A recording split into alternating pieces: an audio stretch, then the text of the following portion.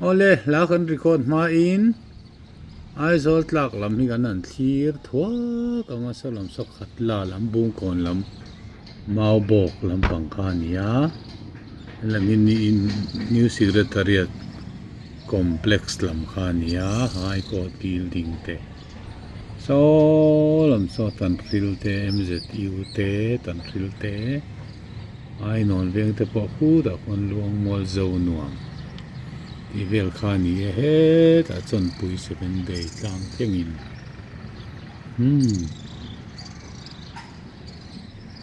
he da din thar veng thang te ani din thar veng thang ani salvation biak in thin kha nia ai hi thar veng thang presbyterian biak in ani Pathian Chungnung ber thiltih mak eng lai po hian kan hmon re ek tlang te lang thei lo ho pui kho mai ole tu na chuan Christian lamun number som thum pakhat na Chungnung berina thiltih mak aru kin a zo vek hian salenga dong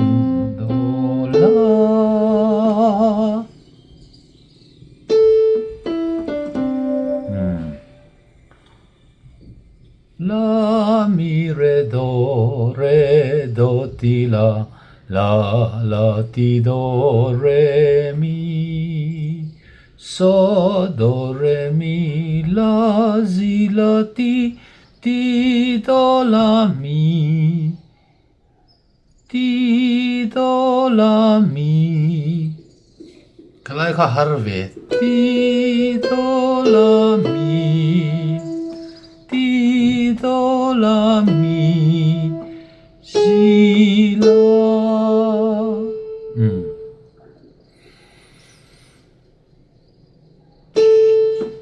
Chungnung berin na thiltih mak arukin na zo vek tui fin riata tho alang van thi chungah chua van thi chungah chua ka khani mai Chungnung berin na thiltih mak arukin na zo vek tui fin riata tho alang van thi chungah chua i khani du to khang ole tu na kha sang le tu ri number som thum pani chatuan che ho lo khal la ti khania hi a then chuan a the hian an sa thina man lai ang deu khan chatuan Pathian local la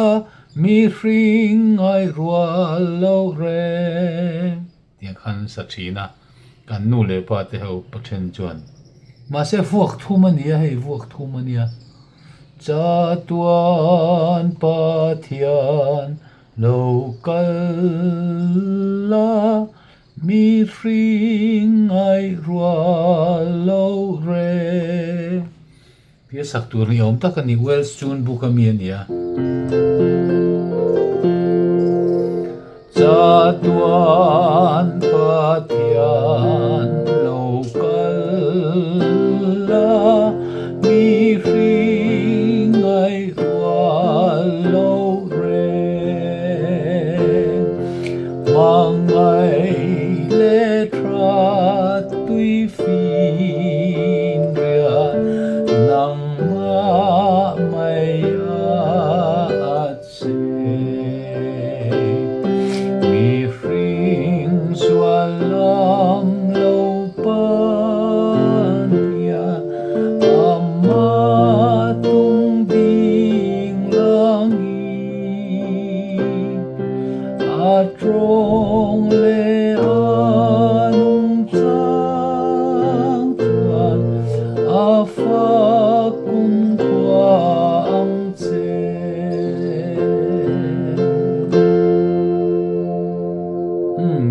kha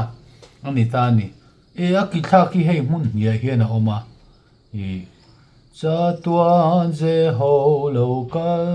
la mi hring ai rua lo re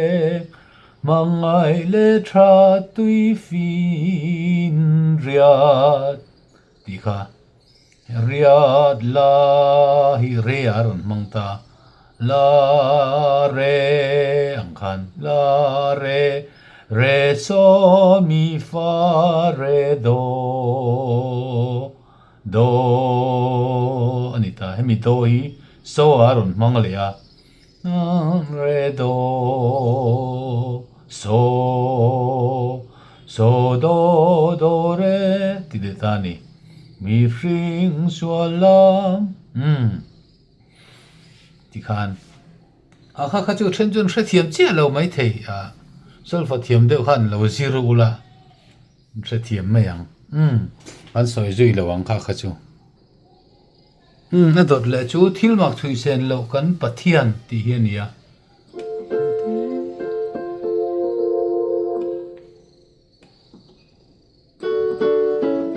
thil mak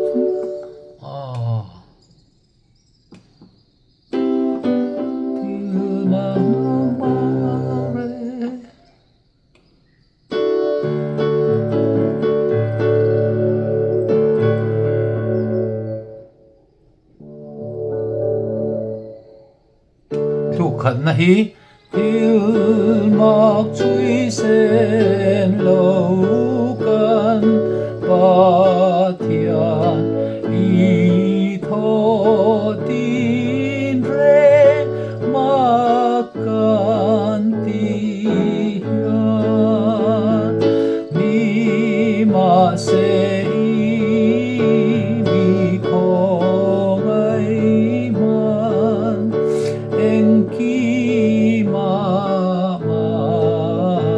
kanti bera enki mama kanti bera nang mang re ngin tu ngeom min ngai dam se lin min la lo min ngai dam se lin min la lo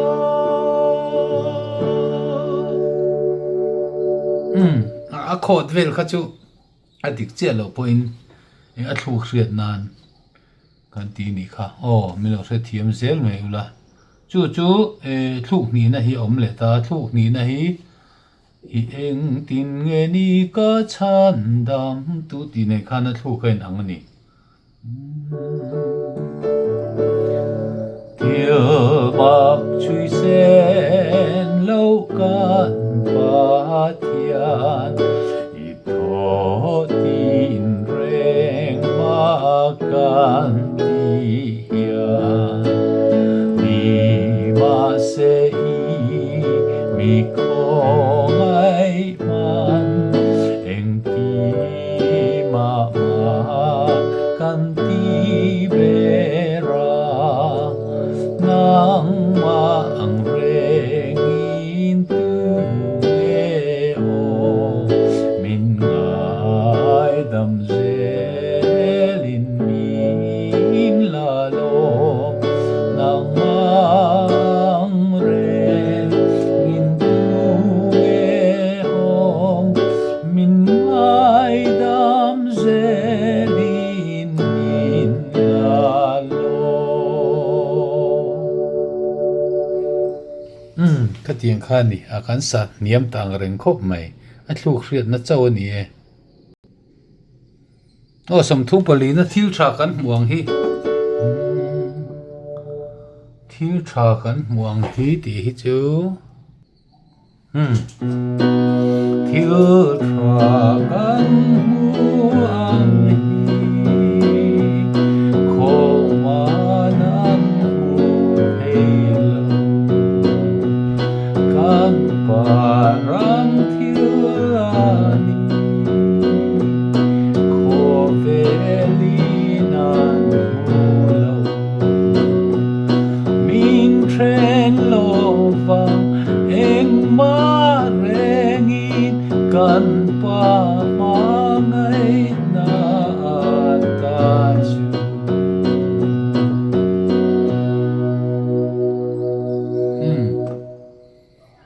ngay hiền mi chen khatin min chen lo vang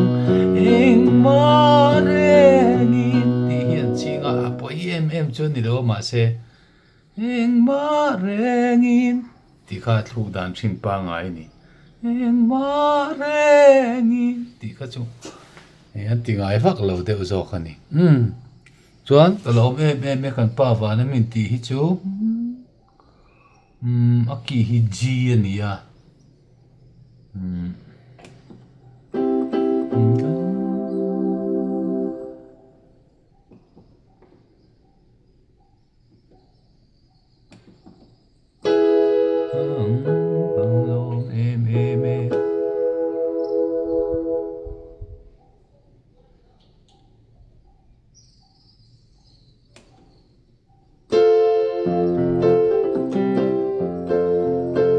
Phiền sa tay la kalom em kan pa vana min van di do ni chin chia tu ra ni do re mi van kalom em kan pa vana mi kalom em kan pa vana min kalom em kan pavana min mai bula amangai min fil vangin ale kabua til makamuhi Lal Isua min hmangaihna hiani Lal Isua min hmangaih kalom le min hmangaih le min hmangaih le Lal Isua min hmangaih kalom le ki po min hmangaih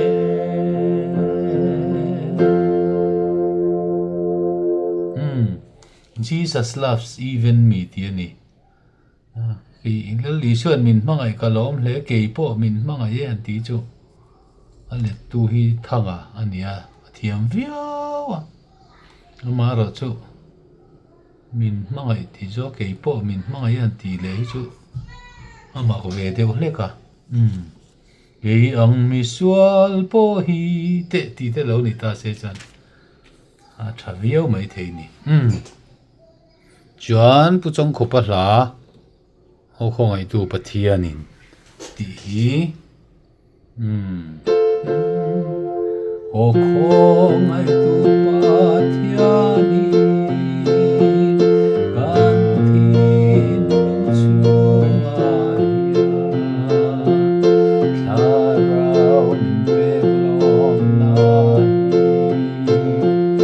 Khawvel finin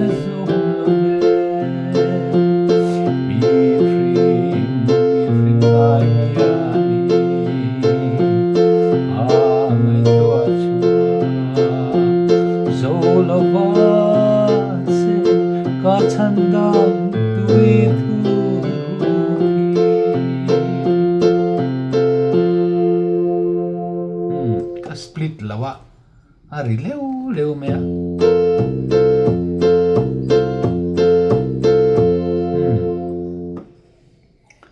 hela hi pu chong khupan a phua hi ti chang hni na hi a thira phua dan tak chuan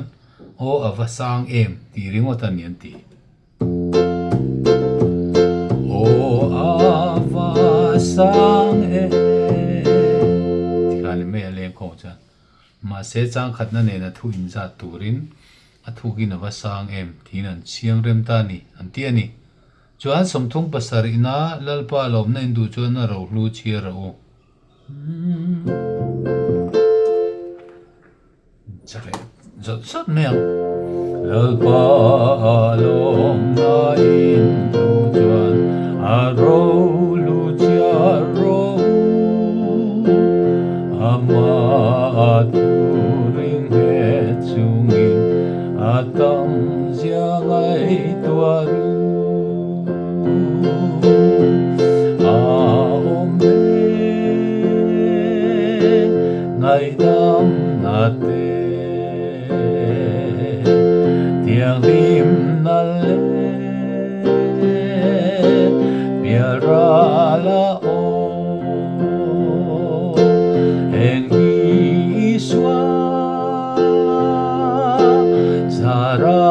kata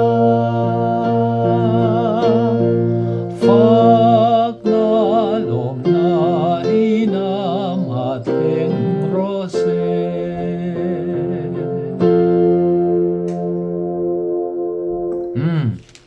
han du to le mayang som thong pariat na Pathian min hmangaihna varo pui em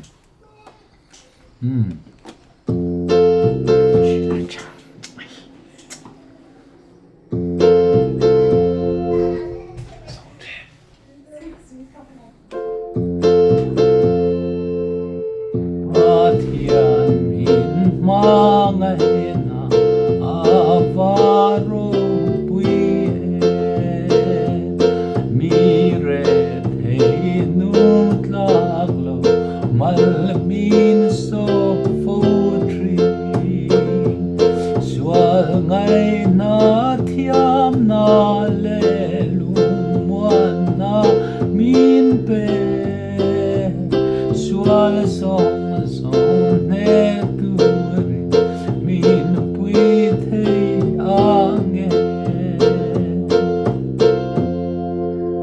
heng la thei sakran poi lo chi kan tli ro line kan hlim la ya kan sak zot satan ya keyboard nen po hian a ai rem lu tuk lo kha ti hial zo ka khei chon Pathian min hmangaihna avaro pui vel ha kan sa thi na ni chuan ngai te upa hmangaihna chu avana sa em ti hi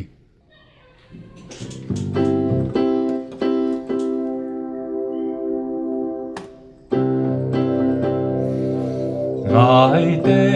upa hmangaihna chu avana sa em ve Pathian fa Sual bo nu min lo vale taki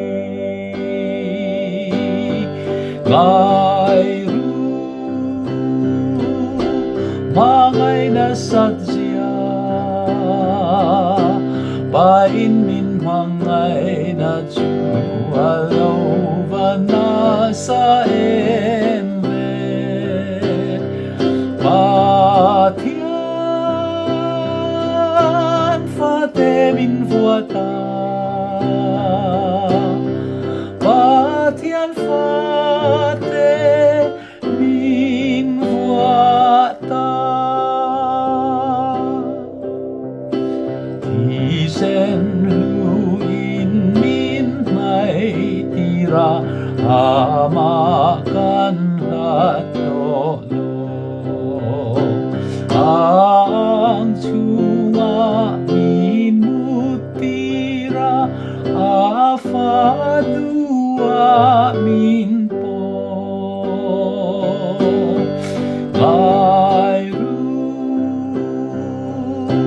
hmangaihna thukzia berin min hmangaihna chu Lawmna sa em ve Pathian fate min vuata Pathian fate min vuata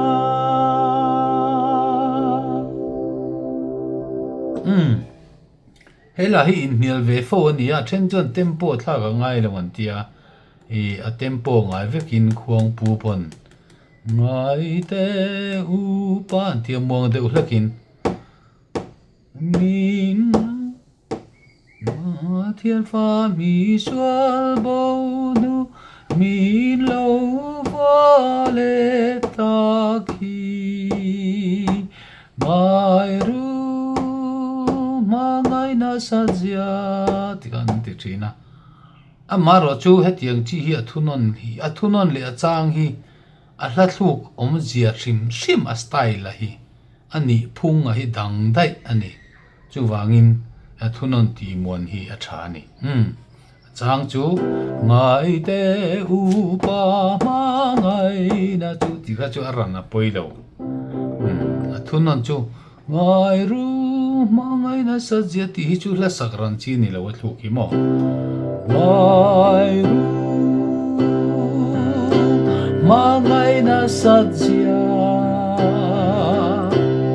ka tianga ti dap dap ka hla khan ni phung kha nei ngal zel ni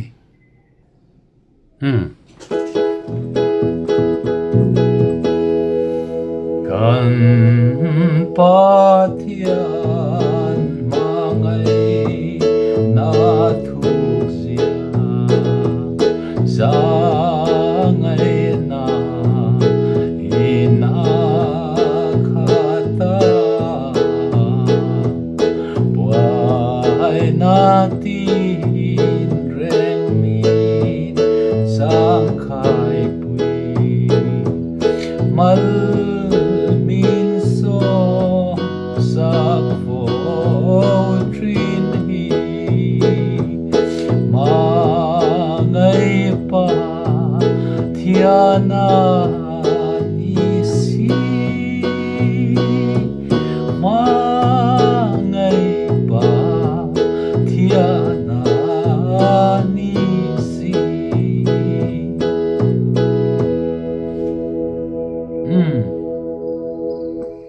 ngati hani du tok le phot mayang som thum pakua na kha kan sang chu mo